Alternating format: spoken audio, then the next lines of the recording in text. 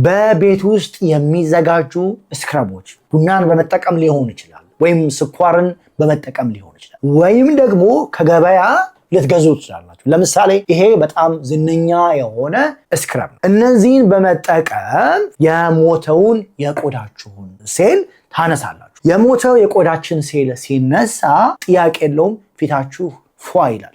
ነገር ግን ከገበያ የምንገዛው ሚሆን በቤታችን የምናዘጋጀው ማለት ነው ይህንን የሞተውን የቆዳችንን ሴል ብቻ ሳይሆን የሚያነሳው ኬራቲኖሳይትስ የምንላቸውን ህይወት ያላቸውን ሴሎች ናቸው። ኬራቲኖሳይትስ የሚባሉት ሴሎች ሜላኖሳይት ከሚባሉት የቆዳችንን ቀለም ከሚያመርቱት ሴሎች ጋር በቀጥታ ኮሚኒኬት ያደርጋሉ። ስለዚህ እዛ ጋር አደጋ ሲመጣ በቀጥታ መረጃው ለነዚህ ሴሎች ይደርሳል። እነሱ ደግሞ የቆዳችሁን ቀለም በማያስፈልግ መጠን ማለት ነው ያመርታሉ።